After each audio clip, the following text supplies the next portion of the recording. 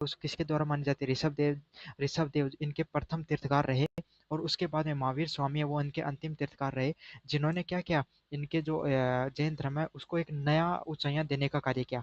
इन सभी तीर्थकारों में से जो सबसे ज्यादा पॉपुलर और सबसे ज्यादा जिन्होंने एक नई दिशा दी जैन धर्म को, वो कौन थे? महावीर स्वामी थे। महात्मा बुद्ध से थोड़े पहले हुए महावीर स्वामी, और इन्होंने क्या से कौन से जो नियमों की स्थापना करी? अहिंसा, सत्य और अत्यंत संयम की। देखो, जैन धर्म की शुरुआत किससे होती है? हिंदू धर्म से निकलकर जैन धर्म निकलता है।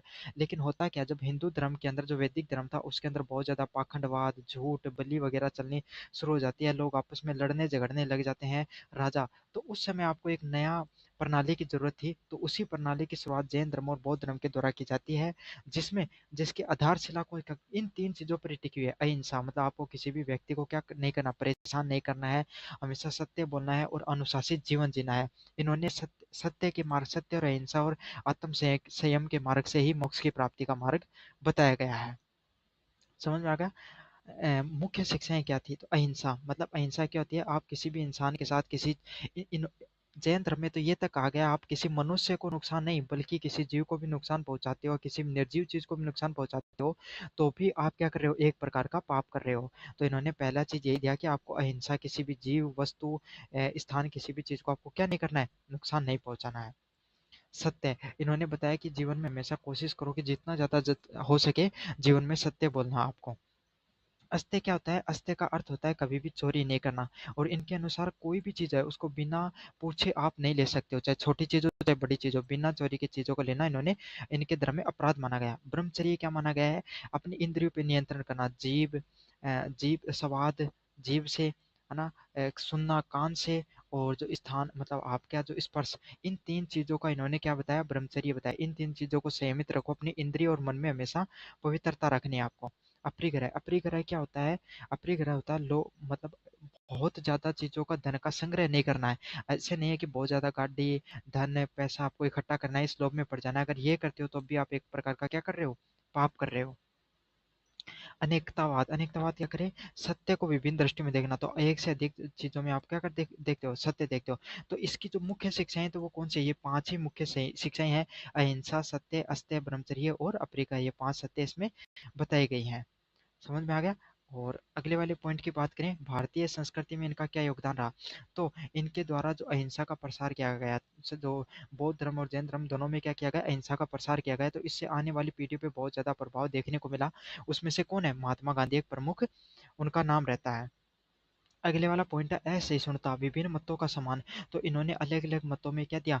लोगों को सम्मान दिया है। शाकाहार मतलब अच्छा भोजन करना चाहिए, शाकाहार भोजन लेना चाहिए, तो इसका भी इन्होंने प्रचार किया। जो मांसाहार था, जो मतलब जो हिंदू धर्म में बहुत ज्यादा फैल चुका था, मतलब वैदिक धर्म में था थोड़ा बहुत, तो उस चीज में बलि वगैरह दी जाती थी लोगों की, उसमें जो जानवर हुआ करते थे उसके अंदर, तो इन्होंने सात्विक भोजन को ज्यादा महत्व दिया। अगला क्या? कला और पाश्चात्य सभ्यता। तो दिलवाड़ा जैसे इन्होंने जो इनके द्वारा अद्भुत मंदिरों का भी निर्माण किया गया, तो इसमें एक कला का भी एक बहुत महत्वपूर्ण योगदान रहता है। तो इस तरीके से जो जैन धर्म है इन्होंने भारतीय संस्कृति को नैतिकता, सहिष्णुता और अध्यात्म की दृढ़ दृढ़ नींव लिखने का इन्होंने एक दृढ़ नींव प्रदान करने का कार्य किया है। तो यह आपका पहला का पहला प्रश्न है। अगले वाले प्रश्न की बात करें, महात्मा बुद्ध के जो जीवन की क्या क्या मुख्य प्रमुख शिक्षाएं रही? तो प्रस्तावना है, महात्मा बुद्ध बौद्ध धर्म के संस्थापक थे। इन्होंने 6वीं शताब्दी में महान धार्मिक व दार्शनिक थे। देखो सीधी सीधी बात बताऊं, 6वीं शताब्दी के अंदर महात्मा बुद्ध जैन धर्म के बाद में जैन धर्म के बाद में बौद्ध धर्म की स्थापना होती है, और यहाँ पर आपको वही जो अहिंसा, करुणा और मध्य मार्ग मतलब जीवन को जीने का इन्होंने मध्य मार्ग बनाया। ना तो ज्यादा खुशी में ना ज्यादा दुख में, आपको जीवन को एक संतुलित वे में जीना चाहिए। जितना संतुलित जीवन जियोगे उतनी ज्यादा जीवन में खुश रहोगे।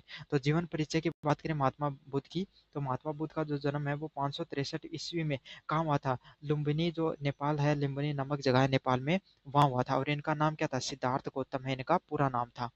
इनके पिता का नाम संदोदन था, और माता का नाम क्या था? महामाया इनका माता का नाम था। अच्छे से याद कर लो इन सारी चीजों को। इनका क्या है, बचपन में मतलब छोटी उम्र में इनका विवाह यशोधरा से हो जाता है, और इनके पुत्र का क्या नाम होता है? महा राहुल इनका नाम होता है। तो ये सब चीजें तो इंपॉर्टेंट है, लेकिन इससे ज्यादा इंपॉर्टेंट है ये चार चीजें नीचे की तरफ जो दे रखी है वो। इसमें क्या है? महाभिनिर्कृष्णम, ठीक है। तो इसको निष्कर्ष से निकालना, आप इसको निष्कासन से निकालना। निष्कासन क्या हो, निकल जाना कोई भी चीज। तो इन्होंने क्या किया था, 29 साल की उम्र में अपने राजमहल को, राजगद्दी को त्याग कर क्या कर दिया था, जो भक्ति के लिए, अध्यात्म की मार्ग की खोज के लिए चले गए थे। उसको किस रूप में जाना जाता है, महाभिनिर्कृष्णम के नाम से जाना जाता है। फिर क्या हुआ था, इन्होंने लगातार 6 वर्ष तक जो अपने वटवृक्ष के नीचे जो अध्यात्म की मार्ग की, ज्ञान की खोज के मार्ग में इन्होंने लगातार प्रयासरत रहे। और 35 वर्ष की उम्र में इनको बोध गया में वट वृक्ष के नीचे इनको किसकी प्राप्ति हो जाती है, इनको जो ज्ञान की प्राप्ति हो जाती है। फिर इसको क्या बोला जाता है, इसको ज्ञान प्राप्ति के नाम से जाना जाता है। अगले वाला प्रश्न है प्रथम उपदेश। तो इनके द्वारा प्रथम उपदेश सारनाथ के अंदर जो धर्म चक्र प्रवर्तन के नाम से इन्होंने प्रथम उपदेश, सबसे पहले जो उपदेश दिया था इन्होंने, उसको किस नाम से जाना जाता है, धर्म चक्र प्रवर्तन के नाम से जाना जाता है। तो महात्मा बुद्ध के द्वारा जो प्रथम पहली बार जो उपदेश दिया गया था उसको किस नाम से जाना जाता है, धर्म चक्र प्रवर्तन के नाम से जाना जाता है। अगले वाला पॉइंट है महापरिनिर्वाण। तो 483 ईस्वी में कुंसी नगर में इनके द्वारा क्या कर लिया जाता है, इनको निर्वाण की प्राप्ति हो जाती है। और इसको किस चीज में, मतलब मोक्ष की प्राप्ति हो जाती है। और इस चीज को किस रूप में देखा जाता है, महापरिनिर्वाण के रूप में देखा जाता है। प्रमुख शिक्षाएं की बात करें तो इनके द्वारा 4 प्रमुख शिक्षाएं दी गई थी, जिसमें पहली शिक्षा थी 4 आर्य सत्य बताए गए। तो जीवन जीने के लिए आपको 4 आर्य सत्य होते हैं, जिनकी वजह से इंसान को जीवन में दुख होता है। इन्होंने इस जो अपना जो ये सृष्टि है जहाँ पर अपन रहते हैं, इसको दुखालय बताया। मतलब यहाँ पर आप जीवन में रहोगे तो दुख हमेशा रहेंगे रहेंगे। तो इसमें से तो दुखों के कारण क्या बताए, तो इन्होंने बताया कि जीवन में आपको हमेशा दुख रहेंगे। यही 4 सत्य हैं। कारण, उस दुख को कारण का क्या कारण है, तृष्णा। तृष्णा मतलब आप जो इच्छाएं होती हैं इंसान की, उसकी वजह से इंसान को क्या होता है, दुख पैदा होता है। निरोध। तो आपको क्या करना चाहिए, आपको अगर इस दुख से बचना है तो आपको क्या करना चाहिए, आपको जो इच्छाएं हैं उनको मार देना चाहिए। अच्छा, ऐसे तो है नहीं कि आप कहते ही इच्छाओं को मार दोगे। तो इच्छाओं को मारने के लिए आपको कौन सा मार्ग बताया इन्होंने अष्टांगिक मार्ग बताया। इच्छाओं को खत्म करने के लिए इन्होंने एक अष्टांगिक मार्ग है, जैसे अपने योग बताया गया है, भक्ति मार्ग बताया गया है, इस तरीके से बौद्ध धर्म में अष्टांगिक मार्ग बताया गया आपको मोक्ष प्राप्ति के लिए। अब अपने बात करेंगे षष्टांगिक मार्ग क्या होता है। तो सम्यक दृष्टि से समाधि तक, मतलब सीधा सीधा बात है इसमें षष्टांगिक मार्ग में कि आपको संयम पूर्ण जीवन जीना चाहिए, संयम पूर्ण भोजन रखना चाहिए, संयम पूर्ण बोलना चाहिए, संयम पूर्ण सुनना चाहिए। मतलब संयमित जीवन आपको जीना चाहिए। इसको षष्टांगिक मार्ग के रूप में जाना जाता है। मध्यम वर्ग, मतलब इन्होंने जो आपका जो महात्मा बुद्ध है, इन्होंने क्या बताया था, जीवन जीने का एक मध्यम वर्ग होता है। ना तो आप बहुत अधिक कठोर तपस्या करो, ना ही कठोर विलासता में फंसो। मतलब जीवन जीना है तो आपको एक मध्यम वर्ग अपनाना हो। थोड़ा थोड़ा भोग विलासता भी करो, थोड़ा थोड़ा तपस्या भी करते रहो, तो आप जीवन में हमेशा खुश रहोगे। अगले वाला पॉइंट है अहिंसा और करुणा। तो सभी जीवों के प्रति आपको हमेशा दया रखनी चाहिए। अगर दया भाव रखोगे तो हमेशा क्या रहोगे, आप अहिंसा और करुणा से जुड़े रहोगे। निष्कर्ष की बात करें, महात्मा बुद्ध की शिक्षा ने मानवता को शांति व समानता व आत्मज्ञान का मार्ग दिखाया। तो महात्मा बुद्ध ने जो जो शिक्षाएं दी, इससे क्या हुआ, सभी लोगों को शांति, सभी लोगों को एक नया मार्ग दिखाया, जिसमें सभी लोगों को समानता और आत्मज्ञान को प्राप्ति के मार्ग के बारे में इन्होंने बताया। तो ये थे महात्मा बुद्ध से संबंधित जितने भी शिक्षाएं हैं। मोस्ट इंपोर्टेंट पर्सन है, इस बार देखने को मिल सकता है। अभी तक तो आया नहीं है पर्सन, लेकिन इस बार आने के पूरे चांसेस हैं। अगले वाले पर्सन की बात करें, राज्य के कार्य क्षेत्र में। अच्छा, ये पीडीएफ है, टेलीग्राम पे मिल जाएगी। और अन्य प्रश्न देखना चाहते हो तो डिस्क्रिप्शन में मैंने लिंक दिया, वहां से जाकर देख लेना। राज्य के कार्य क्षेत्र में शुक्र के क्या क्या विचार रहे थे। प्रस्तावना की बात करें, सबसे पहले प्रस्तावना आएगी, प्राचीन भारत के प्रसिद्ध दार्शनिक थे कौन, शुक्राचार्य। तो इनके द्वारा शुक्र नीति का निर्माण किया गया।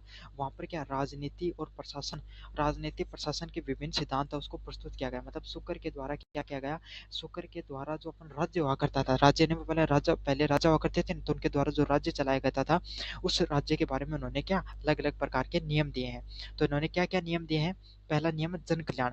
मतलब इन्होंने राजा के बारे में बताया, राजा का प्रथम दायित्व यही होता है कि वो जनता के प्रति जनता है उसके प्रति क्या रहे, समर्पित रहे। अपना जीवन है, अपने जो सुख सुविधाएं उसको त्याग कर जनता के प्रति उसको समर्पित रहना होता है। 2 नंबर प्रश्न है कानून व्यवस्था। तो इनके द्वारा क्या न्यायपूर्ण, इनको जो शुक्र के द्वारा नियम बनाया गया, कोई भी राज्य के चलने के लिए कानून बहुत जरूरी है। अगर हर व्यक्ति को न्याय मिलेगा, कानून से व्यवस्था चलती रहेगी, तो क्या रहेगा, हर व्यक्ति है वो समाज के अंदर खुश रहेगा, आपकी व्यवस्था के अंदर। अगले वाला पॉइंट है आर्थिक कार्य।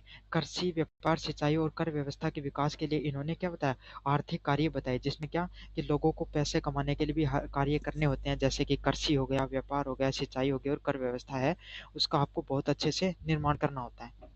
रक्षा की बात करें, बाहरी आक्रमण से रक्षा और सेना का संगठन करना। तो कोई भी राज्य को चलाने के लिए जो राजा होते हैं उसको क्या करना होता है, एक अपनी सेना का भी निर्माण करना होता है। अगर उसकी मजबूत सेना होगी तो क्या होगा, उस पे कोई बाहर से अटैक नहीं कर सकता। जैसे कि आपको एक उदाहरण दूं, आज के समय अगर यूक्रेन था, यूक्रेन के पास क्या थे, परमाणु बम थे, लेकिन उसने क्या, संधि के दौरान उसको सोवियत संघ को या जिसमें रूस को सौंप दिए थे।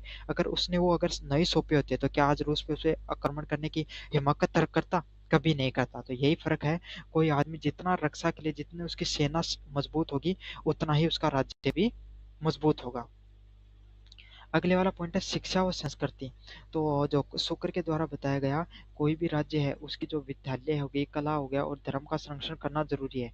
किसका मतलब, कोई भी राज्य में शिक्षा होना बहुत जरूरी है। अगर शिक्षा होगी, लोग शिक्षित होंगे, तो लोग हमेशा क्या रहेंगे, लोग हैं वो समझदार रहेंगे, और लोगों में एक नई ऊर्जा का हमेशा संचार होता रहेगा, और देश भी, जो राज्य है वो भी आगे बढ़ता रहेगा। तो कोई भी देश देख लो, एक अशिक्षित राज्य होगा, एक शिक्षित राज्य होगा, कौन ज्यादा प्रगति करेगा, शिक्षित राज्य है वो ज्यादा प्रगति करेगा। अच्छा, भारत पे अंग्रेजों ने क्यों राज किया, क्योंकि उनके पास शिक्षा थी, नई तकनीक थी, नए विचार थे, इसलिए तो वो भारत पे आकर राज करना कर ले गए, वरना थोड़ी कर पाते। तो ये शिक्षा भी बहुत ज्यादा जरूरी होती है कोई भी राज्य को चलाने के लिए। आपदा प्रबंधन, कोई भी राज्य को चलाने के लिए अकाल, बाढ़ और महामारी से सहायता के लिए क्या, उस जो आपकी राज्य है उसके पास उन संसाधनों का होना भी बहुत ज्यादा जरूरी होता है।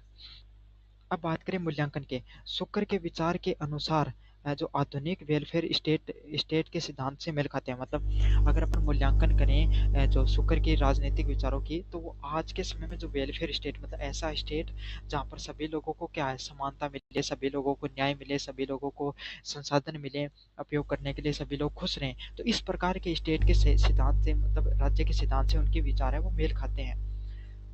उनका दृष्टिकोण व्यवहारिक, लोक हितकारी और सर्वगुण विकास पे आधारित है। तो उनके द्वारा जो नियम बताए गए हैं वो कैसे हैं, लोक हितकारी है और सर्वगुण के विकास पर आधारित है। निष्कर्ष की बात करूं तो शंकराचार्य ने राज्य को केवल शक्ति का प्रतीक नहीं बल्कि जनसेवा और कल्याण के माध्यम से माना है। तो शुक्राचार्य ने क्या किया है, राज्य को केवल शक्ति का प्रतीक नहीं माना बल्कि जन कल्याण और जनसेवा और कल्याण का माध्यम माना। तो इन्होंने क्या कहा, राज्य सिर्फ ऐसा नहीं कि बहुत शक्तिशाली होना चाहिए, उसमें वो जनता है वो भी खुश होनी चाहिए और सभी लोगों का कल्याण भी होना चाहिए। तभी तो एक राज्य क्या माना जाएगा, एक संपूर्ण राज्य के रूप में उसको जाना जाएगा।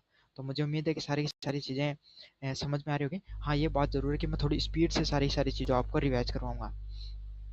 अगले वाले प्रश्न की तरफ बढ़े। महात्मा ज्योतिबाई फुले वास्तविक महात्मा और समाज क्रांतिकारी, समाज सुधारक थे।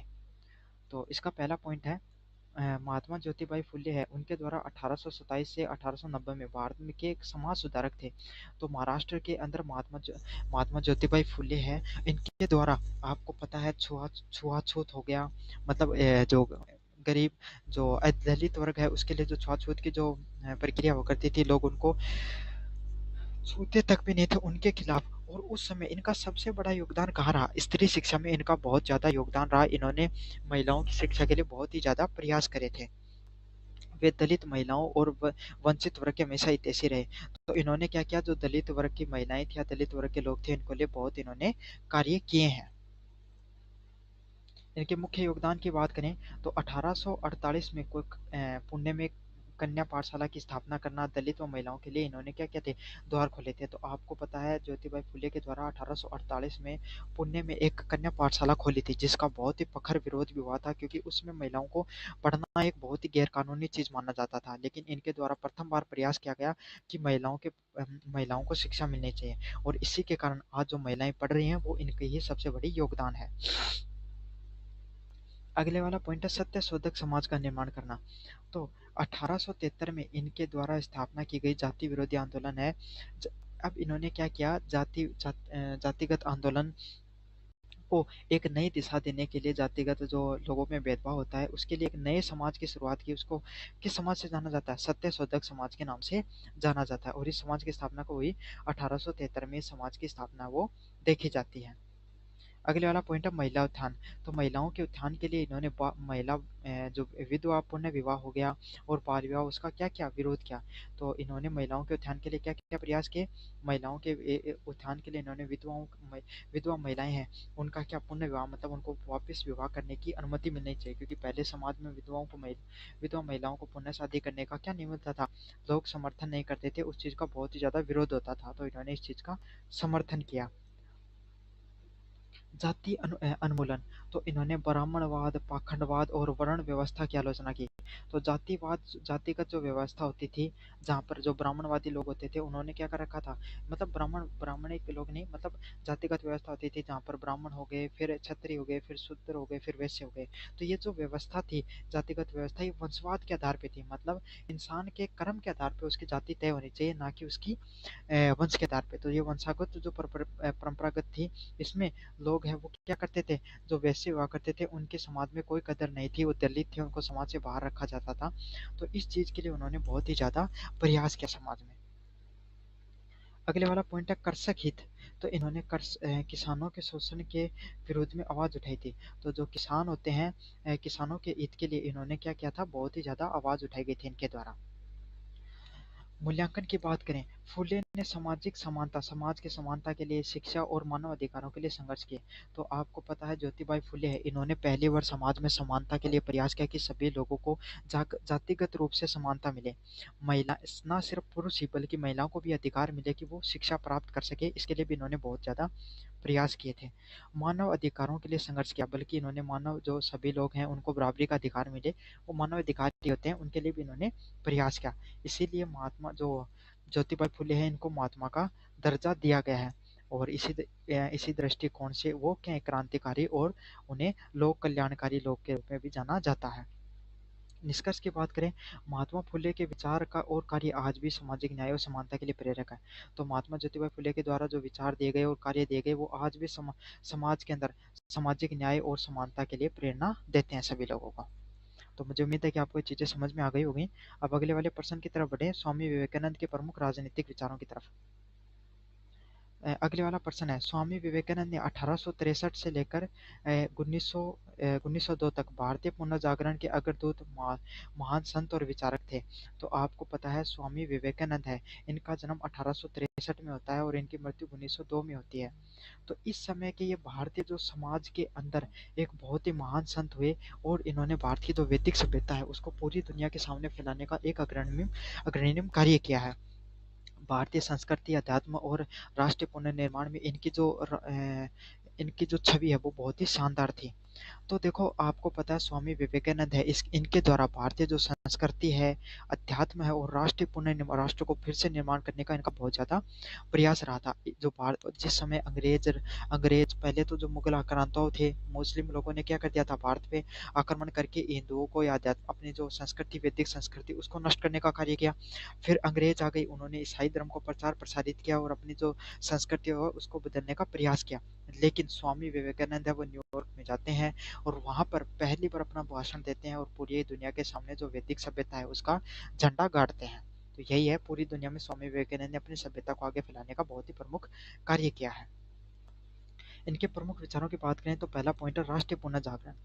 राष्ट्र की शक्ति और उसमें लोगों की नैतिकता और अध्यात्म और शारीरिक उन्नति में नहीं था। तो इन्होंने क्या कहा, राष्ट्र की जो शक्ति है, राष्ट्र में जो मजबूती है वो किस चीज में है, लोगों की नैतिकता, मतलब सभी लोग हैं वो समानता के साथ रहें, आध्यात्मिक तरीके से रहें और शारीरिक रूप से रहें। मतलब इन्होंने क्या बताया कि कोई भी राष्ट्र है उसकी उन्नति कब हो सकती है, जब सभी लोग अनुशासन से कार्य करें, पूजा पाठ या थोड़ा अध्यात्म में भी रहें और शारीरिक रूप से अपने देश के प्रति समर्पित रहें, तभी क्या रहेगा, एक राष्ट्र की उन्नति रहेगी। तो इसी तरीके से इनके विचार, इन्होंने राष्ट्र को पुनः जागरण देने का कार्य किया। अगले वाले पॉइंट की बात करूँ, शक्तिशाली भारत। तो उस समय जो भारत में युवाएं थे वो बहुत पहले के पहले जो आपका मुगल साम्राज्य था इससे लोग पीड़ित थे, फिर अंग्रेज आ गए उनसे पीड़ित थे। तो लोग बहुत ज़्यादा निराशा के भाव में जी रहे थे। तो इन्होंने क्या किया, लोगों को एक नई ऊर्जा देने का कार्य किया, साथ के साथ लोगों को परिश्रम और अनुशासन अपनाने का क्या दिया, अनुशासन अपनाने का इन्होंने लोगों को संदेश दिया था। अगले वाले पॉइंट की बात करें, धर्म और राजनीति में संबंध। तो राजनीतिक और नैतिकता आध्यात्मिक मूल्यों पर आधारित होना चाहिए। तो इन्होंने क्या माना है, कोई भी धर्म और जो राजनीति है वो कैसी होनी चाहिए, धर्म और राजनीति है वो आध्यात्मिक मूल्यों पर हमेशा आधारित होनी चाहिए।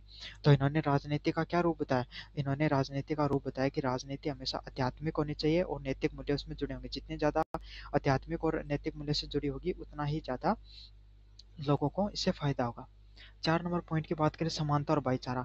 तो इन्होंने क्या किया, इन्होंने सभी लोगों को एक करने का कार्य किया। जाति के आधार पे, वर्ग के आधार पे और धर्म के आधार पे उसमें जो भेदभाव देखने को मिलता था, इसको समाप्त करने के लिए इन्होंने जोर दिया। इन्होंने कहा कि समाज में जो जातिगत व्यवस्था है हमें इसको नष्ट करना चाहिए।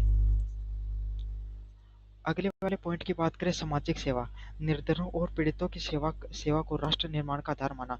तो इन्होंने जो निर्धन लोग हो गए और जो समाज में पीड़ित लोग हो गए, इसमें जो इन्होंने क्या, इन सब लोगों को राष्ट्र के निर्माण का इन्होंने आधार माना। तो इन्होंने क्या किया कि इन सब लोगों को भी, हमारे समाज में जो अमीर लोग हैं या फिर जो समाज के उच्च कुल के लोग हैं, इनको सब लोगों के साथ मिलकर इन लोगों को आगे बढ़ाना होगा। अगर निर्धन लोग, गरीब लोग, पीड़ित लोग जब आगे बढ़ेंगे तब क्या होंगे, समाज की उन्नति होगी। तो इस चीज पे इन्होंने क्या किया, इस चीज को अपनाकर इन्होंने समाज सेवा को एक बहुत ही जोर दिया। अगले वाला पॉइंट है, उपनिवेशिक शासन का विरोध करना। आत्मनिर्भरता और आत्म सम्मान से स्वतंत्रता की प्राप्ति करना। तो इन्होंने लोगों को, उस जिस समय अंग्रेज राज कर रहे थे, अंग्रेजी शासन था, उस समय लोगों को ये समझाया कि आपको ये जो अंग्रेजों पे आप जो इतने डिपेंडेंट हो गए हर चीज के समय, अंग्रेजों के द्वारा दिए गए आप जितने भी प्रोडक्ट है उनको खरीदते हो, उनको यूज करते हो आप, अपनी खुद की कोई शासन प्रणाली नहीं है भारत में। तो हमें अपनी शासन प्रणाली लानी होगी। हमें अंग्रेजों से निर्भरता कम करके हमें खुद पर निर्भर करना होगा और हमें आत्मसम्मान की लड़ाई लड़नी होगी। तभी हम क्या कर सकते हैं, स्वतंत्रता की प्राप्ति कर सकते हैं। तो जो स्वामी विवेकानंद है वो उन कुछ लोगों में से थे जिन्होंने पहली बार भारत में स्वतंत्रता व स्वराज की बात की थी। निष्कर्ष की बात करूं, स्वामी विवेकानंद के जो राजनीतिक विचार हैं वो राष्ट्रीय एकता। तो जो स्वामी विवेकानंद के किन किन चीज़ों की बात की है, राष्ट्रीय एकता, सभी लोगों को एक रहना चाहिए, सामाजिक न्याय और अध्यात्म शक्ति पर आधारित थे। तो इन्होंने ना सिर्फ ये ऐसे संत थे जिन्होंने सिर्फ अध्यात्म या भक्ति भावना की बात करी, बल्कि इन्होंने राष्ट्रीय, सभी लोगों को एक रहना चाहिए, सभी लोगों को सामाजिक न्याय मिलना चाहिए।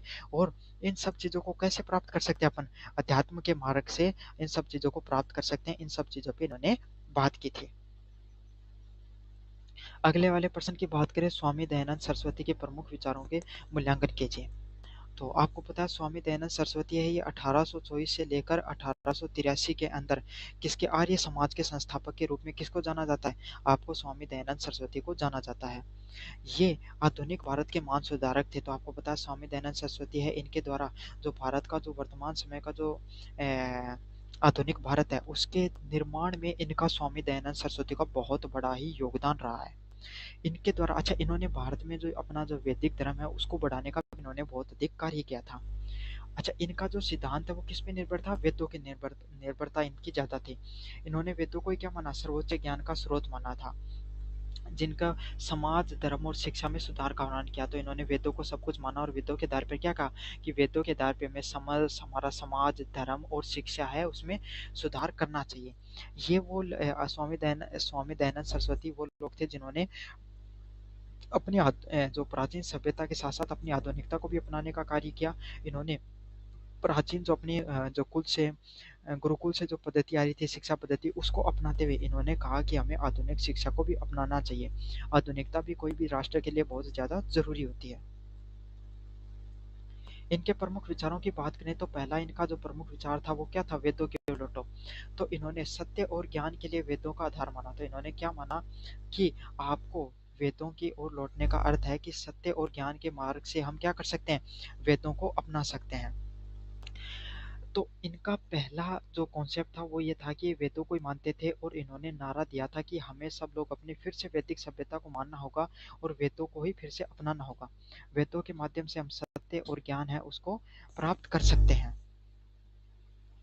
अगले वाला पॉइंट है सामाजिक सुधार, जाति प्रथा, छुआछूत और बाल विवाह का इन्होंने क्या किया था, विरोध किया था। तो इन्होंने क्या किया था, जातिगत जो जाति की जो प्रथा थी, हमारे जो ब्राह्मणवाद था, जिसमें ब्राह्मण हो गए, वैश्य हो गए, क्षत्रिय, वैश्य, शूद्र हो गए, उन लोगों ने क्या कर रखा था, वैश्य जो लोग थे उन लोगों को अपने समाज से बाहर निकाल रखा था। दलित वर्गों की जो छुआछूत की जो व्यवस्था थी उसको हटाने का इन्होंने प्रमुख कार्य किया। बाल विवाह का भी ये बहुत ज्यादा विरोध करते थे। इनका मानना था कि वेदों में बाल विवाह जैसी व्यवस्था वो नहीं हुआ करती थी, तो हमें क्या है, हमें भी इस व्यवस्था को हटा देना चाहिए। विधवा पुनर्विवाह, और इन्होंने विधवा पुनर्विवाह महिलाओं का फिर से विवाह करना चाहिए विधवा के बाद, उसका भी इन्होंने समर्थन किया था। अगले वाला पॉइंट है शिक्षा। स्त्री और पुरुष दोनों के समान शिक्षा के पक्ष में थे। तो जो आपका है ए, स्वामी दयानंद सरस्वती है, ये शिक्षा के मामले में स्त्री व पुरुष दोनों को शिक्षा देने में विश्वास रखते थे कि महिलाओं को भी शिक्षा देनी चाहिए और पुरुषों को भी शिक्षा देनी चाहिए। धर्म सुधार की बात करें तो जो स्वामी दयानंद सरस्वती हैं, ये मूर्ति पूजा, अंधविश्वास और पाखंड के एकदम प्रखर विरोधी थे।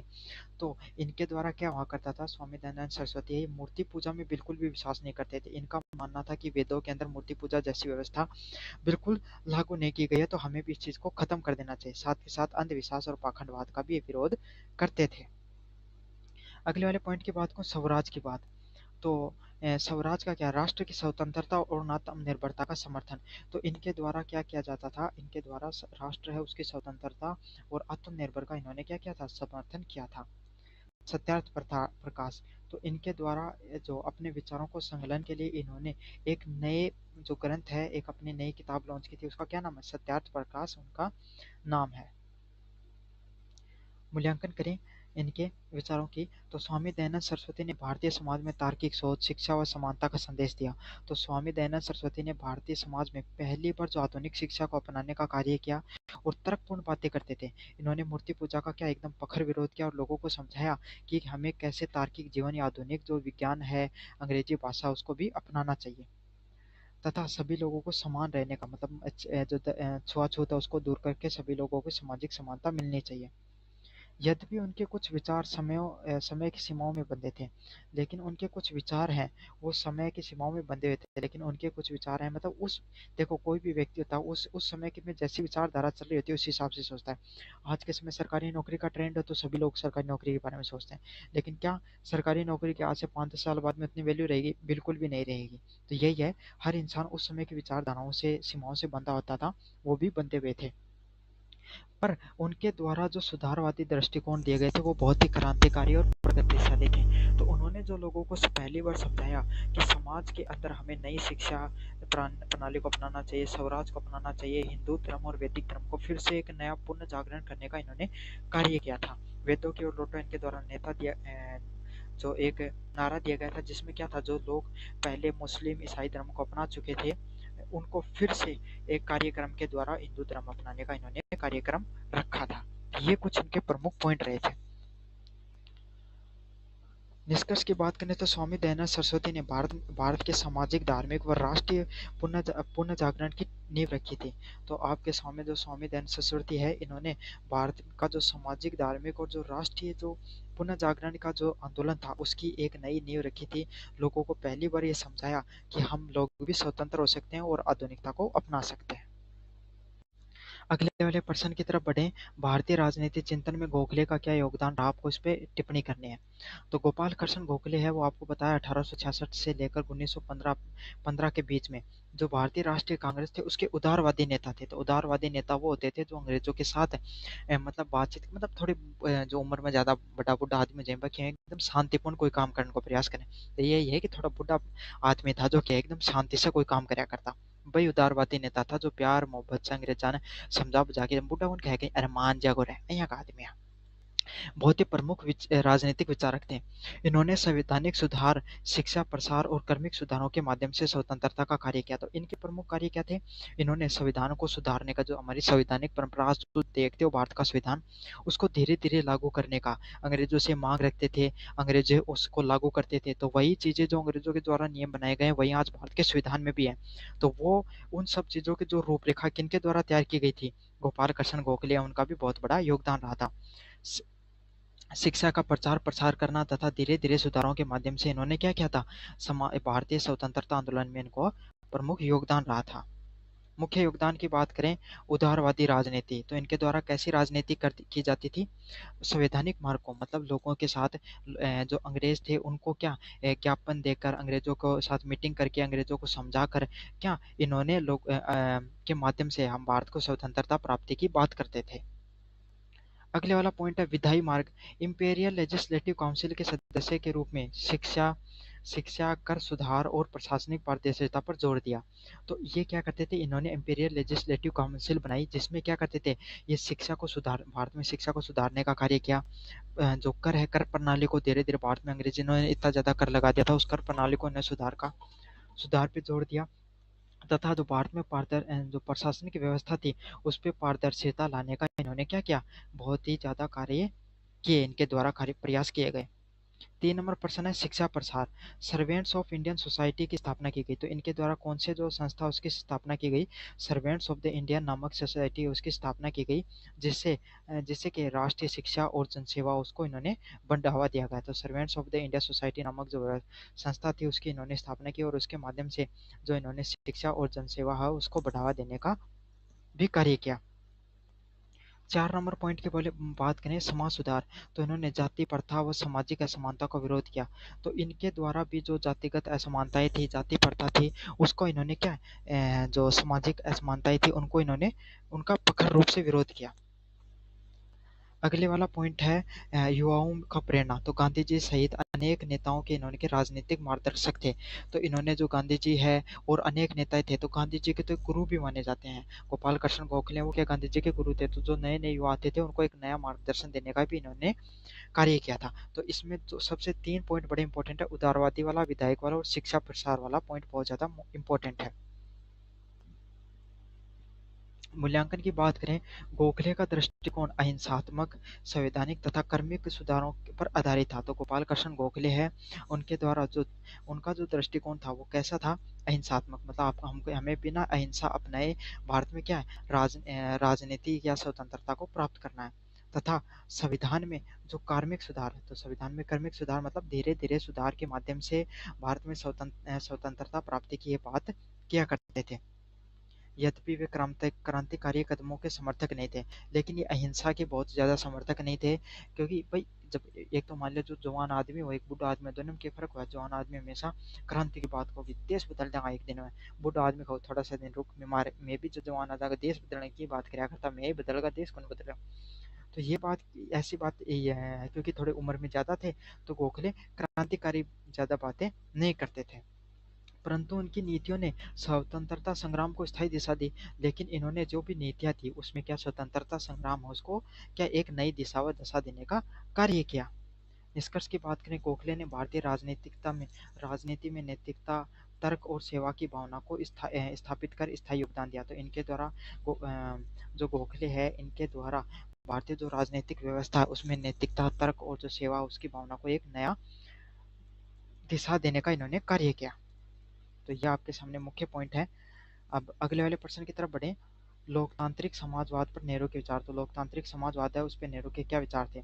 तो पंडित जवाहरलाल नेहरू ने 1889 से लेकर 1964 में स्वतंत्रता भारत के प्रथम प्रधानमंत्री और प्रख्यात विचारक के रूप में जाना जाता है। तो पंडित जवाहरलाल नेहरू को 1889 से लेकर 1964 में स्वतंत्रता भारत के प्रथम प्रधानमंत्री थे।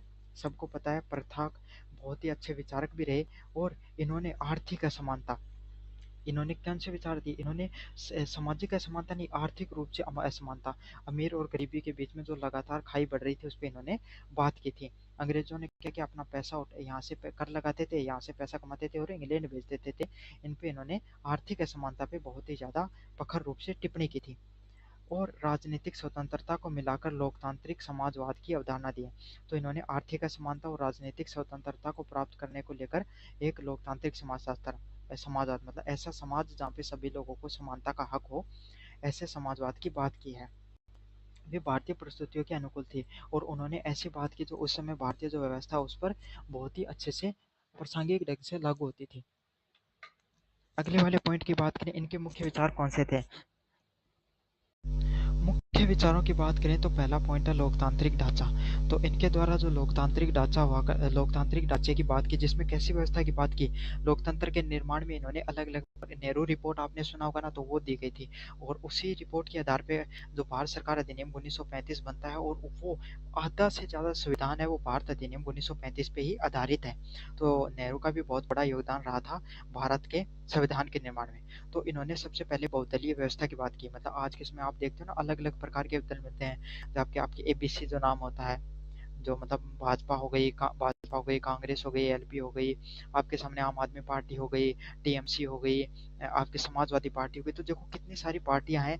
इन सब के बारे में पहली बार किसने बताया था? आपके सामने जो नेहरू, इन्होंने बताया था। अगर नेहरू नहीं होते तो ये बहुदलीय व्यवस्था भी आपको देखने को नहीं मिलती थी। तो जो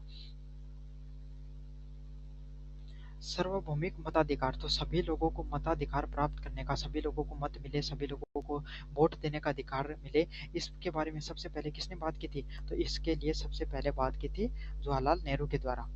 साथ के साथ सभी लोगों को, हर व्यक्ति को व्यक्तिगत रूप से स्वतंत्रता है, इसका भी समर्थन जवाहरलाल नेहरू के द्वारा किया गया था। 2 नंबर पॉइंट की बात करें, आर्थिक समानता, गरीबी, असमानता और शोषण को समाप्त कर समाज को समान अवसर देने का कार्य किया गया था। इनके द्वारा क्या आर्थिक समानता की बात की, कि सभी लोगों को गरीबी से मुक्त समाज मिले, सभी लोग शोषण से मुक्त हो, और सभी लोगों की जो असमानता है वो भी कम हो। 3 नंबर पॉइंट की बात करें, मिश्रित अर्थव्यवस्था। मिश्रित अवस्था कैसी होती है? जहाँ पे सार्वजनिक और निजी क्षेत्र, मतलब आज प्राइवेट और जो गवर्नमेंट कंपनियां, जैसे कुछ कंपनियां होती है ना, जहाँ पे प्राइवेट क्षेत्र भी कार्य करता है और सरकारी कंपनियां भी कार्य करती हैं। जैसे रोड निर्माण हो गया, तो रोड जो निर्माण करने का टेंडर सरकार देती है, लेकिन निर्माण कौन करते हैं? प्राइवेट के ठेकेदार होते हैं वो। तो इस प्रकार की अर्थव्यवस्था लागू करने का पहली बार इनके द्वारा कार्य किया गया था। अगले वाला पॉइंट है योजना आधारित विकास। तो इन्होंने सबसे पहले जो पंचवर्षीय योजनाएं थी, उनके माध्यम से जो उद्योग हो गए और कृषि हो गई, उनकी प्रगति पे बात की थी। तो पहली पंचवर्षीय योजना में किसकी बात की गई थी? कृषि पे आधारित पहली पंचवर्षीय योजना थी। लेकिन फिर जो दूसरी पंचवर्षीय योजना आई, वो किस पे आधारित थी? वो आपके सामने औद्योगिक क्रांति पर आधारित थी। किस पे आधारित थी? औद्योगिक क्रांति है, उस चीज पर आधारित थी। तो इन्होंने योजनाओं के आधार पर भारत में जो क्रांति की सबसे पहले बात की थी। अगले वाले पॉइंट की बात करें, वैज्ञानिक दृष्टिकोण।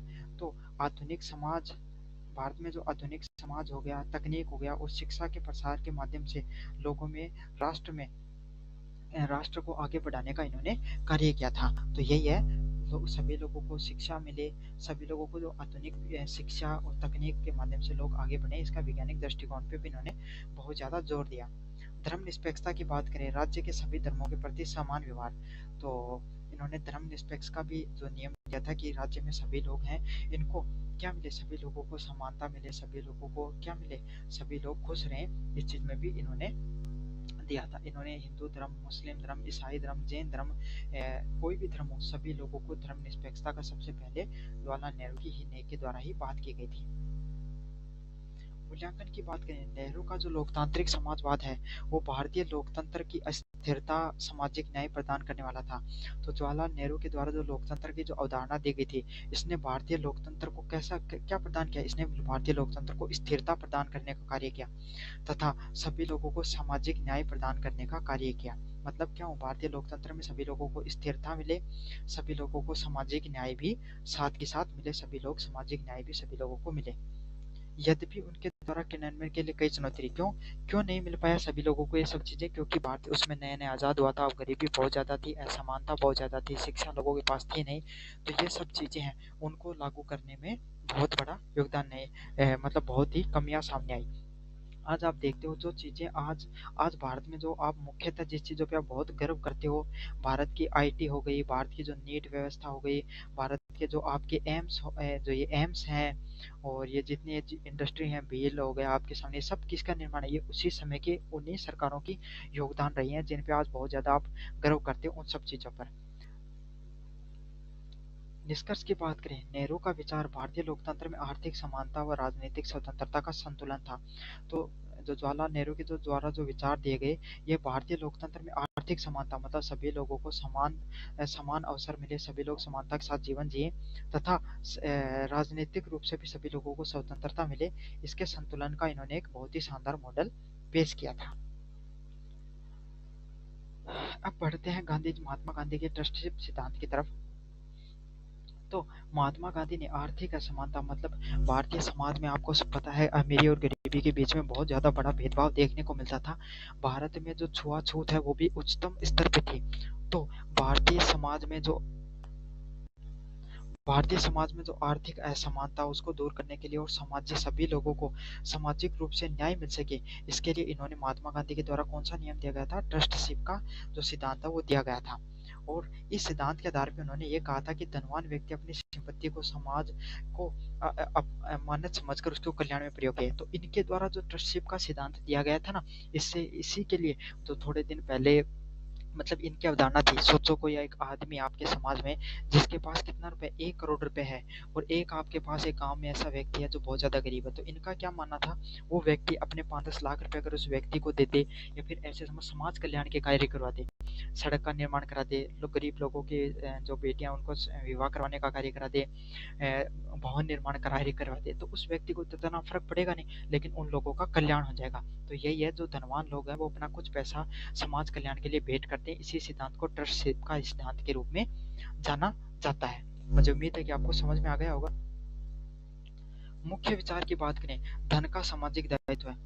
तो संपत्ति व्यक्तिगत स्वामित्व में हो सकती है, लेकिन उसका उपयोग समाज हित में होना चाहिए। तो महात्मा गांधी ने क्या माना कि जो संपत्ति है वो आदमी खुद कमाता है, उसका व्यक्तिगत धन है, उसके व्यक्तिगत संपत्ति है, लेकिन अगर इंसान चाहे तो उसका उपयोग किसके लिए, दूसरे लोगों की प्रगति के लिए भी कर सकता है, समाज हित के लिए भी उस चीज का उपयोग में हो सकती है। अगले वाला पॉइंट है स्वेच्छा पर आधारित। राज्य के बलपूर्वक अधिग्रहण की जगह नैतिक प्रेरणा से संपत्ति का उपयोग पे इन्होंने ज्यादा जोर दिया। तो इन्होंने स्वेच्छा के आधार पर समाज है उसको खुद के आधार पे, मतलब सभी लोगों पर ये नियम नहीं लागू किया, भाई कोई व्यक्ति है उसको जबरदस्ती उसकी संपत्ति नहीं छीननी है सरकार के द्वारा नियम बनाकर, बल्कि अगर वो व्यक्ति चाहे तो अपनी इच्छा से उस पैसे को दान कर सकता है। तो सीधी सीधी बात है, ट्रस्टशिप का अर्थ दान करना, समझ में आ गई। तो दान करने का जो सिद्धांत है वो महात्मा गांधी के द्वारा एक मतलब बहुत ही एक नए मुद्दे के रूप में उसको उठाया था कि सामाजिक रूप से उसको उपयोग में ले सकते अपन। वृक्ष सहयोग। तो वृक्ष सहयोग का क्या अर्थ है कि इस जो ये सिद्धांत है ट्रस्टशिप के सिद्धांत का क्या फायदा होगा, जो पूंजीपति लोग हैं और जो श्रमिक लोग हैं उनके बीच में क्या होगा, एक बहुत ही एक अच्छे मधुर संबंध बनेंगे। क्यों, पूंजीपति लोग वो भी थोड़ा थोड़ा पैसा अपना बांटना शुरू कर देंगे। तो इससे क्या है, जो श्रमिक वर्ग उनके अंदर ईर्ष्या की भावना जागृत नहीं होगी कि मेहनत तो हम करते हैं लेकिन फायदा कौन उठा रहे हैं, पूंजीपति लोग हैं, ये फायदा उठा रहे हैं। साथ ही साथ नए सहयोग और संघर्ष की भावना भी नहीं ज्यादा देखने को मिलेगी। 4 नंबर पॉइंट की बात करें, न्यूनतम आवश्यकताओं की पूर्ति। तो प्रत्येक व्यक्ति को सम्मानपूर्ण जीवन जीने हेतु संसाधन उपयोग होने चाहिए। तो इनके द्वारा जो पॉइंट दिया गया था कि हर व्यक्ति है उसको अपने जीवन में अच्छा व सम्मान पूर्वक जीवन जीने के लिए क्या उसके लिए हर व्यक्ति को संसाधन उपयोग होना चाहिए। तो इस चीज से क्या हो जाएगा, अगर इंसान अपना चीजें ध्यान कर देते हैं तो हर व्यक्ति को संसाधन उपलब्ध हो जाएंगे। जैसे मान लो कोई आदमी गाड़ी चलाना चाहता है, उसके पास नहीं है, तो एक व्यक्ति है जिसके पास थोड़ी गाड़ी पुरानी हो गई है, उसके कोई काम की नहीं रही, और उसने उस व्यक्ति को दे दी जिसको क्या जरूरत थी, मतलब उसको व्यापार में जरूरत थी, तो वो क्या हुआ, उसकी भी इच्छा पूरी हो गई, उसके भी जो संसाधन उसको भी मिल गया, और उस व्यक्ति के कोई काम की नहीं थी, वो ऐसे ही उसको कचरे में डाल रखा था। तो ये ट्रस्टशिप के सिद्धांत है, ऐसा होता नहीं आज के समय समाज में। अगला क्या, अहिंसा और नैतिकता। तो इन्होंने आर्थिक व्यवस्थाओं में नैतिकता के सिद्धांत पालन किया। तो इन्होंने क्या माना कि पैसे में आर्थिक व्यवस्थाएं होती हैं, इसमें भी आपको नैतिकता व संस्कारों का उपयोग में लेना चाहिए, लेकिन ऐसा समाज में आज के समय तो होना बहुत मुश्किल है, इसलिए गांधी हैं वो काफी लोगों को बुरे भी लगते हैं। मूल्यांकन की बात करें, यह सिद्धांत पूंजीवादी और समाजवाद के बीच में संतुलन का मार्ग है। तो इन्होंने जो महात्मा गांधी है, इन्होंने पूंजीवादी मतलब पैसे वाले लोग हैं और समाजवादी जो सामाजिक समाज को आगे बढ़ाने वाले लोग हैं, उनके बीच में संतुलन का मार्ग बताया था कि लेकिन व्यवहारिक रूप से इसकी सफलता व्यक्तियों की नैतिकता पर निर्भर करती है। लेकिन ये चीज किस पर निर्भर करती है, इंसान के व्यक्तिगत फैसले पर निर्भर करती है कि इंसान व्यक्तिगत रूप से किस प्रकार का फैसला ले ताकि वो सफल हो जाए।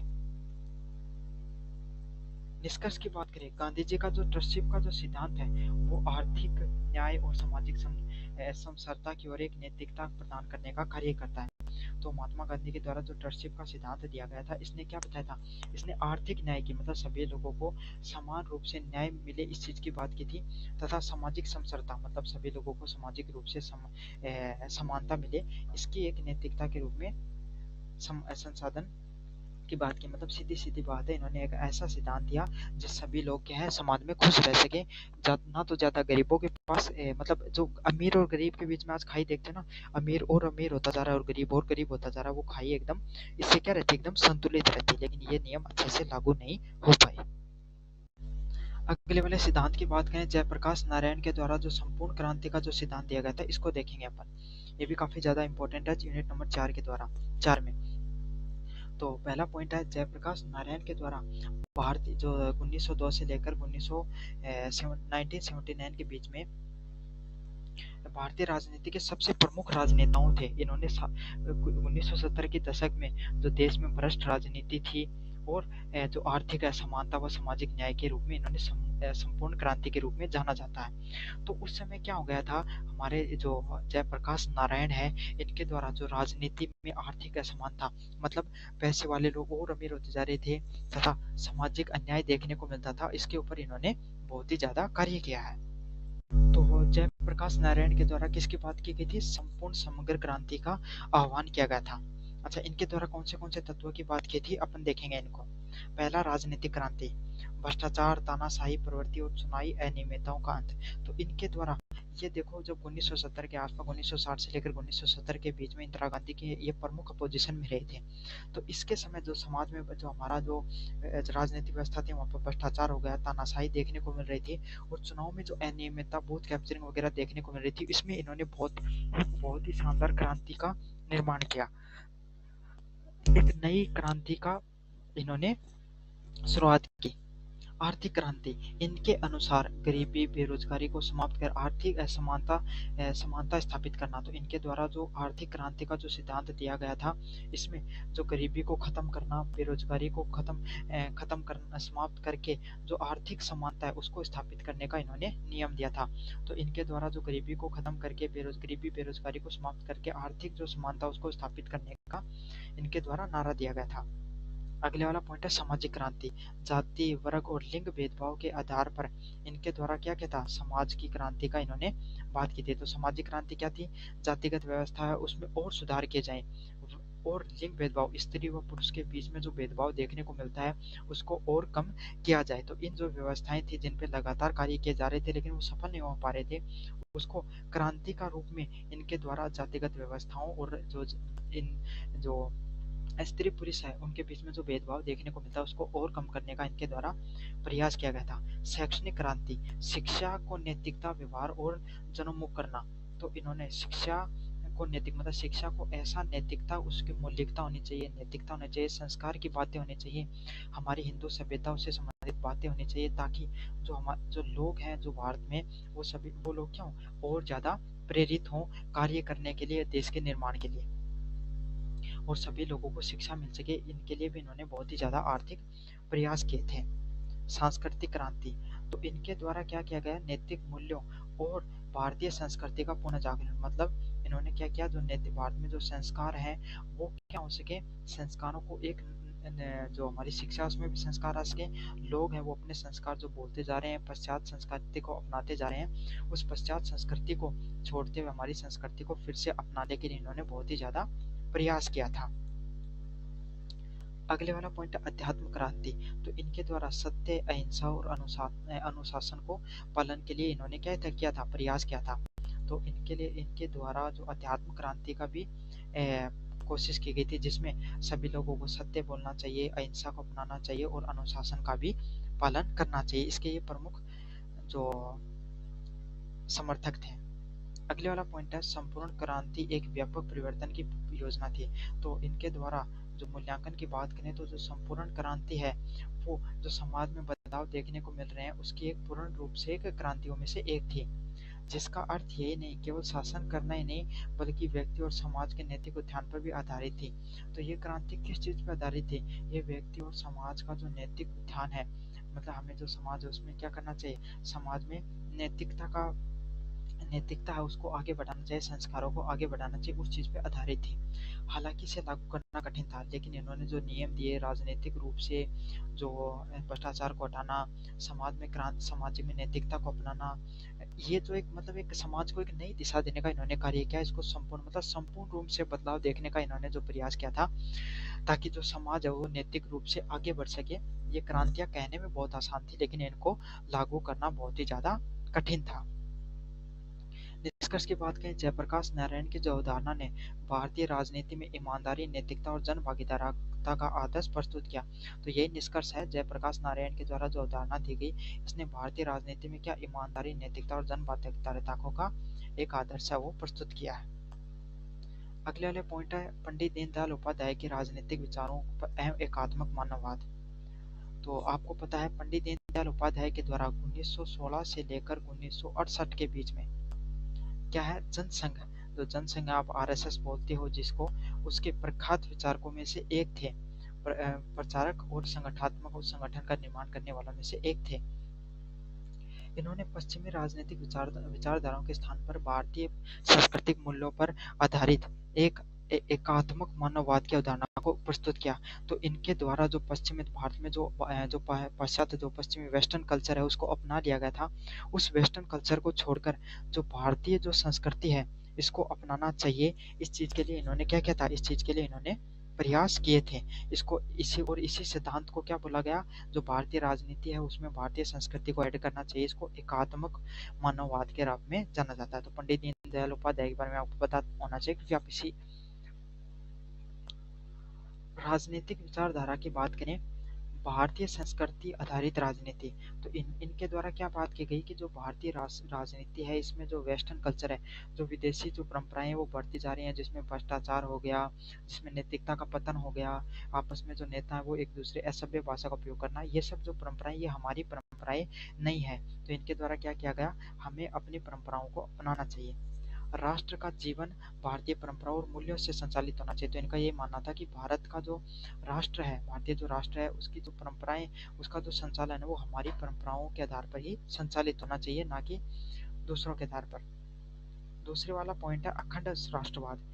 तो अखंड राष्ट्रवाद क्या है, भारत एक जीवित सांस्कृतिक इकाई है। तो इन्होंने भारत को क्या माना कि हमारा जो भारत देश है ये एकता का सिद्धांत दिया कि सारा का सारे देश को, चाहे धर्म के आधार पे, चाहे राजनीति के आधार पे, कैसे समाज के आधार पे, चाहे जाति के आधार पे, हमें सभी लोगों को एकजुट मिलजुल कर रहना चाहिए, ताकि हम एक अखंड राष्ट्रवाद की निर्माण कर सके, एक संपूर्ण राष्ट्रवाद के निर्माण कर सके। इनके विचार वो नहीं थे जो आज के दिन आप अखंड राष्ट्रवाद की बात सुनते हो। विकेंद्रीकरण, तो इन्होंने क्या मैंने बताया, सत्ता का अधिकतम विकेंद्रीकरण होना चाहिए, ग्राम आधारित विकास होना चाहिए। तो इन्होंने क्या बताया, जो सत्ता आज देखते हो ना, आज हमारी सत्ता वो विकेंद्रीकरण है, कुछ एक दो लोगों के हाथों से अपनी सारी सत्ता है वो चलती है, बाकी के जो मुख्यमंत्री हो गए, बाकी जो छोटे मोटे नेताओं की तो कोई वैल्यू है ही नहीं, एमएलए एमपीओ की। तो ऐसी सत्ता नहीं होनी चाहिए। एक जो जो प्रधानमंत्री है उसकी प्रधानमंत्री तक की हैसियत रहनी चाहिए, उसके मंत्रियों की भी कुछ वैल्यू होनी चाहिए, मुख्यमंत्री के अपने हिसाब से वैल्यू होनी चाहिए, एमपी एमएलए उनकी भी कुछ ना कुछ समाज के अंदर, और फिर उनकी भी कुछ शक्तियां होनी चाहिए, जो वो संसद में जाएं तो अपने इंडिपेंडेंट फैसले भी कुछ ले सकें। लेकिन आज के समय तो ऐसा कुछ है नहीं, मंत्री सिर्फ अपनी रील बनाने में बिजी रहते हैं ज्यादातर। समानता और आत्म केंद्रितता, तो समाज में अवसरों की समानता और स्वदेशी पर बल देना। तो इन्होंने सभी लोगों को समानता का अवसर मिले, इस चीज पे बल दिया, तो इसको क्या कहा जाता है, समानता के अवसर के रूप में जाना जाता है। और आत्म केंद्रितता का क्या अर्थ क्या होता है कि स्वदेशी पालन, मतलब हम अपने अपने देश पे ज्यादा निर्भर रहे, ना कि विदेशी पर। तो इन्होंने आत्मनिर्भरता का भी सिद्धांत दिया था। एकात्म मानववाद की बात करें तो इसमें इन्होंने समग्र दृष्टिकोण, मतलब व्यक्ति, समाज और प्रकृति का संतुलित विकास के बारे में इनके द्वारा बातचीत किया गया था। समग्र दृष्टिकोण की बात तो व्यक्ति हो गया, समाज हो गया और प्रकृति का हमें क्या एक संतुलित विकास के रूप में इन्होंने बात किया था। अगले वाला शरीर, मन और बुद्धि और आत्मा, तो इन्होंने चारों को संतुलित पोषण पे बल दिया। तो इन्होंने क्या किया, इंसान का मन हो गया, शरीर हो गया, बुद्धि और आत्मा, अगर चारों एक साथ मिलकर कार्य करते हैं तो उस व्यक्ति का बहुत ही ज्यादा विकास है वो होता है। अगले वाला पॉइंट है आर्थिक विकास के उद्देश्य। तो इन्होंने विकास के लिए केवल भौतिक मार्ग ही नहीं बताया, बल्कि नैतिकता और अध्यात्म मार्ग की उन्नति के बारे में भी बताया है। सामाजिक सामंजस्य की बात करें तो इन्होंने वर्ग संघर्ष के स्थान पर सहयोग और समसरता का भाव अपनाने की बात की थी। तो इन्होंने सामाजिक समसरता की बात करें तो इन्होंने वर्ग संघर्ष मतलब आपस में लड़ाई नहीं करके एक दूसरे का सहयोग करके हमारे समाज को आगे बढ़ाने का इन्होंने सिद्धांत दिया है। निष्कर्ष की बात करें, पंडित दीनदयाल उपाध्याय के द्वारा एकात्म मानववाद भारतीय राजनीति, संस्कृति और नैतिकता के सर्वांगीण विकास का एक बहुत ही शानदार आपका जो सिद्धांतों में से एक है। तो ये था आपका कंप्लीट निबंधात्मक प्रश्नों का रिवीजन। जितने भी निबंधात्मक प्रश्न इंपॉर्टेंट है मैं सारे के सारे आपको करवा दिए हैं। अब अगले वाले प्रश्नों की तरफ बढ़े। वेरी शॉर्ट टाइप क्वेश्चंस देखेंगे अपन। तो शुरुआत करते हैं बुद्ध धर्म से। भगवान बुद्ध का जन्म कहाँ पर हुआ था? तो लुम्बिनी नामक जगह है, वहां पर भगवान बुद्ध का जन्म हुआ था। अगले वाले प्रश्न की तरफ बढ़े। बुद्ध का ज्ञान कहाँ से प्राप्त हुआ था? तो भगवान बुद्ध है, उनको ज्ञान कहाँ से प्राप्त हुआ था? बोध गया है, वहां से भगवान बुद्ध को जन्म जो ज्ञान है वो प्राप्त हुआ था। यूनिट नंबर जो प्रश्न नंबर 3 की बात करें, बौद्ध धर्म के संस्थापक कौन किसको माना जाता है? तो गौतम बुद्ध है या सिद्धार्थ है, उनको जो बौद्ध धर्म उनके संस्थापक के रूप में जाना जाता है।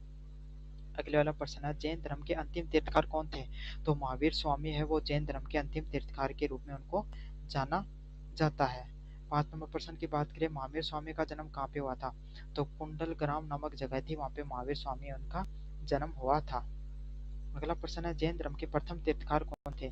तो जो ऋषभ देव हैं, वो आपके सामने जो जैन धर्म है उनके प्रथम तीर्थकार के रूप में उनको जाना जाता है।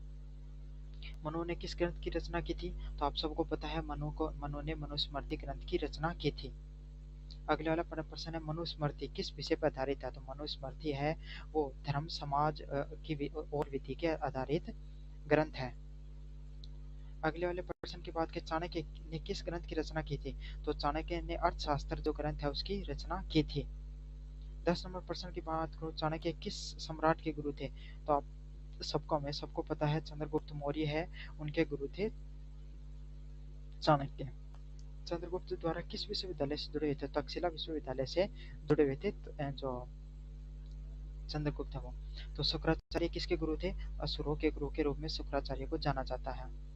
13 नंबर प्रश्न के बाद, शुक्राचार्य किस विद्या में निपुण थे? मर्त संजीवनी विद्या है उसके अंतर्गत में वो निपुण थे। शुक्र नीति किसके द्वारा लिखी गई? तो शुक्राचार्य के द्वारा शुक्र नीति उसको लिखा गया है।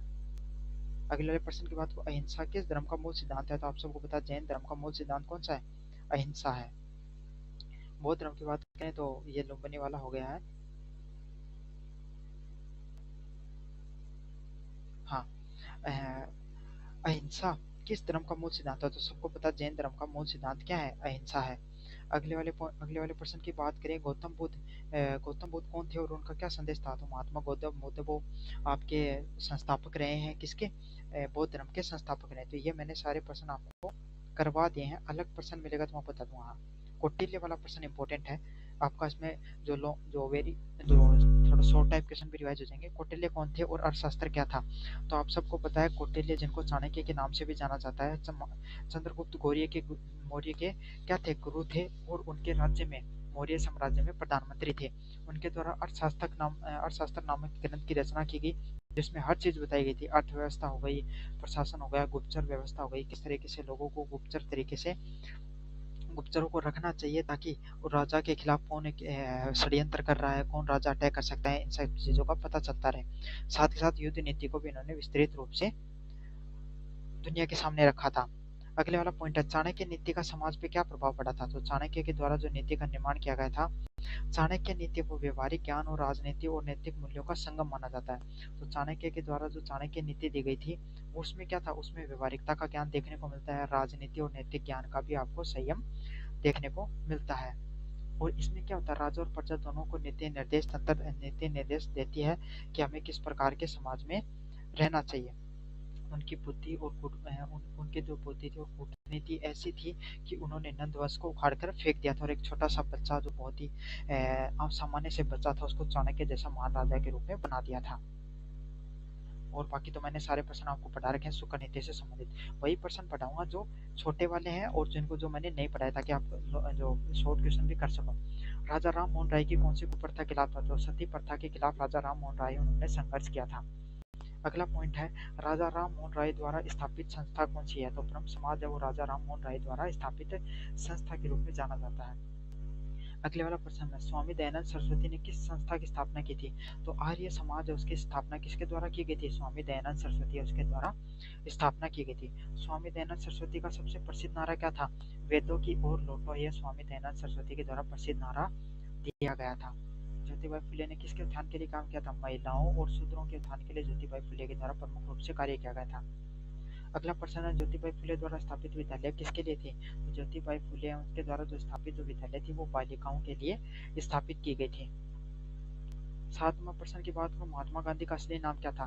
तो महात्मा गांधी का असली नाम था मोहनदास करमचंद गांधी। महात्मा गांधी का प्रमुख स्तर क्या था? तो महात्मा गांधी आपको पता अहिंसा को मानते थे और सत्याग्रह के माध्यम से जो स्वतंत्रता प्राप्त करने की बात करते थे। स्वामी विवेकानंद का जन्म कहाँ? तो कोलकाता में स्वामी विवेकानंद का वो जन्म हुआ था। स्वामी विवेकानंद ने विश्व धर्म सभा को कब दिया था? तो 1893 में न्यूयॉर्क के अंदर विश्व धर्म सभा को संबोधित किया था। अगला प्रश्न है, राजा राम मोहन राय ने सती प्रथा के खिलाफ क्या किया था? तो ये अब राजा राम मोहन राय से संबंधित अपने पढ़ानी है तो वो भी पढ़ा दूंगा ताकि आपका इसका भी रिवीजन हो जाए। तो राजा राम मोहन राय ने सती प्रथा, देखो होता क्या, राजा राम मोहन राय है उसके भाई उसकी मृत्यु हो जाती है तो उसकी जो पत्नी होती है मतलब उसकी भाभी होती है वो छोटी उम्र की होती है। तो उसके जब सती बनाने जा रहे थे तो उसका विरोध भी राजा राम मोहन राय ने किया था, लेकिन समाज ने उनकी बात नहीं मानी और उसको सती बना दिया। तो इस चीज से वो बहुत ज्यादा दुखी होते हैं और उसके बाद में उन्होंने सती प्रथा के विरोध में कार्य शुरू किया था। तो इसी के लिए उन्होंने क्या इसको अहमान में बताया कि भाई कोई भी लड़की है वो क्यों अपनी मृत्यु प्राप्त करे, अगर उसका पति खत्म हो जाए तो उसका भी जीवन का कुछ अधिकार होते हैं। उन्होंने समाज के दुष्परिणाम बताए और सरकार पे दबाव बनाया, जिससे 1829 में लॉर्ड विलियम बेंटिक के द्वारा क्या कर दिया गया, सती प्रथा को प्रतिबंधित कर दिया गया था। अगले वाला पॉइंट है, ब्रह्म समाज की स्थापना का क्या उद्देश्य था? तो राजा राम मोहन राय के द्वारा 1828 में ब्रह्म समाज की स्थापना की गई और इसका उद्देश्य क्या था? इसका उद्देश्य था एक ईश्वर, मतलब सिर्फ एक ईश्वर को मानते थे ये भी, मूर्ति पूजा का विरोध करना तथा समाज में जैसी बुराइयां हैं, सती प्रथा, बाल विवाह और अंधविश्वास जैसी जो प्रथाएं कुप्रथाएं उनका विरोध करना। तो राजा राम मोहन राय के द्वारा जो 1828 में ब्रह्म समाज की स्थापना की गई थी, इसका मुख्य उद्देश्य ये था कि एक ईश्वर है उसकी मानना। स्वामी दयानंद सरस्वती से संबंधित ये मैंने करा दिया है। स्वामी ये सारे प्रश्न मैंने करा रखे हैं। सत्यशोधन, महात्मा गांधी के द्वारा जीवन दर्शन क्या था ये पढ़ लो। महात्मा गांधी का जीवन दर्शन क्या था? तो महात्मा गांधी का जीवन दर्शन किससे संबंधित था, मतलब जीवन के ऊपर जीने का इन्होंने जो नियम बताए थे वो किस पे थे? सभी लोगों को सत्य बोलना चाहिए, अहिंसा का पालन करना चाहिए और आत्मबल मतलब अपने हिसाब को जीवन को जीना चाहिए। इन्होंने सत्याग्रह को हथियार बनाते हुए ब्रिटिश शासन के खिलाफ क्या किया था? संघर्ष की भावना को दिखाया था। इन्होंने स्वदेशी, छुआछूत और ग्रामीण स्वराज जैसे विचारों को आगे बढ़ाने के लिए इन्होंने बहुत ज्यादा प्रयास किए थे। 9 नंबर प्रश्न की बात करूं, गांधी जी ने कौन कौन से आंदोलन चलाए गए महात्मा गांधी के द्वारा था? तो महात्मा गांधी ने चंपारण सत्याग्रह, खेड़ा व असहयोग आंदोलन जैसे आंदोलन चलाए, जिसमें भारत छोड़ो आंदोलन भी सबसे प्रमुख आंदोलनों में से एक था। तो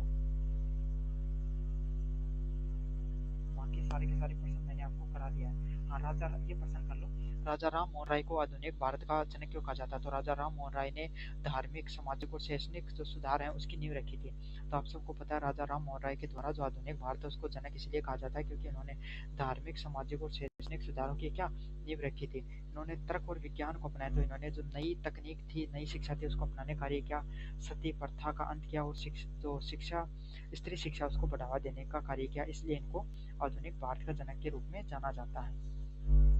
3 नंबर यूनिट की बात करें, गोपाल कृष्ण गोखले किस विचारधारा से जुड़े थे? तो गोपाल कृष्ण गोखले है वो उदारवादी विचारधारा से जुड़े हुए थे। अगले वाला प्रश्न है, गोखले द्वारा स्थापित संस्था का क्या नाम है? तो गोपाल कृष्ण गोखले के द्वारा जो संस्था स्थापित की गई थी उसका क्या नाम था? सर्वेंट्स ऑफ सोसाइटी के नाम से उस संस्था को जाना जाता है। बाल गंगाधर तिलक को किस उपाधि से जाना गया? तो लोकमान्य बाल गंगाधर तिलक के नाम से उनको जाना जाता है, बाल गंगाधर तिलक को। अगले वाला पॉइंट है, तिलक का प्रसिद्ध नारा क्या था? तिलक का प्रसिद्ध नारा था, स्वराज मेरा जन्मसिद्ध अधिकार है। यह नारा दिया गया था लोकमान्य बाल गंगाधर तिलक के द्वारा। अगला वाला प्रश्न है, महात्मा गांधी ने किस आंदोलन से स्वतंत्रता संग्राम में प्रवेश किया था? तो महात्मा गांधी ने चंपारण में 1917 का जो चंपारण का आंदोलन था उससे प्रवेश किया था। गांधी जी का प्रमुख हथियार क्या था? सत्य और अहिंसा वो गांधी जी के प्रमुख हथियारों में से एक थे। नेहरू ने भारत के किस पद पर रहते पहले व्यक्ति बने थे? तो भारत के पहले प्रधानमंत्री कौन थे? जवाहरलाल नेहरू भारत के पहले प्रधानमंत्री के रूप में उनको जाना जाता है। नेहरू को बच्चों को किस नाम से जाना जाता है? तो चाचा नेहरू के रूप में उनको जाना जाता है। महात्मा गांधी ने स्वदेशी आंदोलन की प्रेरणा कहाँ से ली थी? तो महात्मा गांधी ने स्वदेशी आंदोलन की जो प्रेरणा दक्षिण अफ्रीका में सत्याग्रह आंदोलन से ली थी। जवाहरलाल नेहरू की प्रसिद्ध किताब का क्या नाम है? डिस्कवरी ऑफ इंडिया के नाम से जाना जाता है। गोपाल कृष्ण गोखले को मैंने करा दिया है। अब अपन पढ़ेंगे तिलक के बारे में। तिलक ने किस आंदोलन की शुरुआत की थी? तो तिलक ने गणेश उत्सव और शिवाजी महोत्सव जैसे आंदोलन की शुरुआत की थी। तो इनके द्वारा क्या था, इन्होंने इन उत्सवों की शुरुआत की थी ताकि इन उत्सवों के माध्यम से लोग क्या एक जगह इकट्ठे होते हैं और इनके अंदर उसमें भाषण देकर लोगों को जो जागरूक करना बहुत आसान था। इससे क्या जन जागरण हुआ, लोगों को देशभक्ति के प्रति राष्ट्र भावना वो और ज्यादा बढ़ती है। और इनके द्वारा होम रूल है उसको 1916 में भाग लिया और जनता को ब्रिटिश शासन के विरुद्ध जागरूक करने का इन्होंने कार्य किया। और इनके द्वारा जो स्वराज का जो मूवमेंट था उसको पूरे भारत में फैलाने का इनका प्रमुख योगदान में से एक रहता है। बाल गंगाधर तिलक का पत्रिका में क्या योगदान था? मोस्ट इंपोर्टेंट पर्सन आएगा। तिलक ने केसरी, मराठी व मराठा अंग्रेजी नामक जो दो पत्रिकाएं निकाली। कौन सी? केसरी और मराठा है ये नामक दो इनके द्वारा अंग्रेजी पत्रिकाएं निकालेगी।